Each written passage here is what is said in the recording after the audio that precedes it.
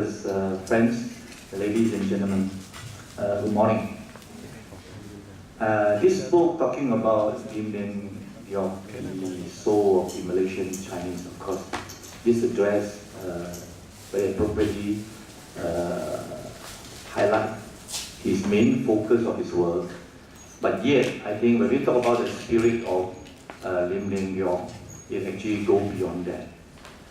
I go through the book and I found that there are many information that even the Chinese community is not fully aware. In fact, I think foremost he is a very staunch nationalist. In the way of national interest is very important to him.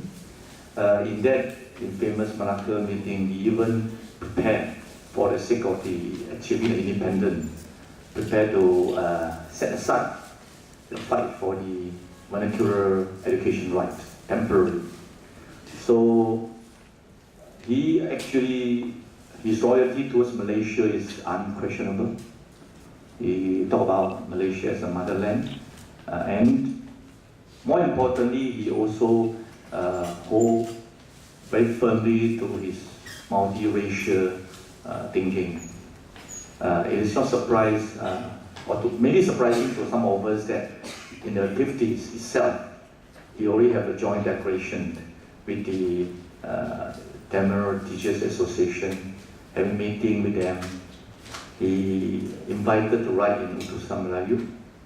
Now, so today when we talk about the spirit of Lim Lian Geok, we talk about the work that Lim Lian Geok Foundation now is doing, trying to go beyond just the Chinese community. I think we are not creating something new. We are actually just, in fact, following the spirit of Lim Lian Geok. And it's important, even during the time in the 50s, you really can see that the fight for the vernacular education right is actually more than just the Chinese education itself. So you talk about professionalism, you talk about ethnic culture and social justice on the basis of human rights.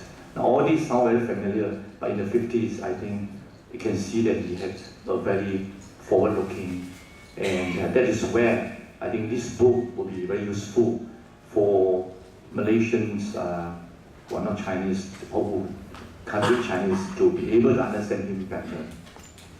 As the chairman of KLSCAH Chinese Exhibition Hall, of course I must say that this building itself also quite closely linked. We are never absent, even during his time in his work.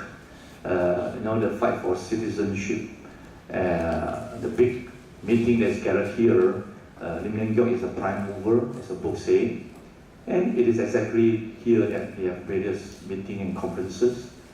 And when they call a meeting to go against the Barnes report, which proposed the eradication of vernacular education in November '52, it was exactly also held here.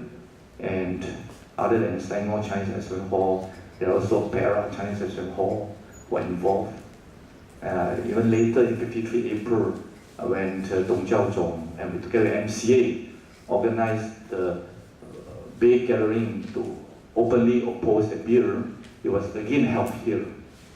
So in a sense, I think what the KLSCAH Chinese Exhibition Hall is doing today is also following the fine tradition of our former leaders who understand clearly that we definitely have to have the right to fight for the vernacular education's right. And yet, we feel that it is not just Chinese education the fight. It is actually more on the basis of civil rights, on the basis of the same treatments we treated to all the other minority, all the other languages as well. I also highly recommend we all should take a deep study about that particular rebuttal to the British High Commissioner, Sir Gerard Temple, because I believe it's normally during those debates and arguments that you can actually see the very condensed, very essence of the spirit of Lim Lian Geok, and I highly recommended that particular article. But I think I'm here just to, as a preamble, I shouldn't steal main talk by our three very distinguished speakers, I want to just reiterate that as far as KLSCAH Chinese as well as concerned, we are together with not just want to propagate the spirit of Lim Lian Geok, and we welcome this opportunity of able to involve in this event itself. Thank you.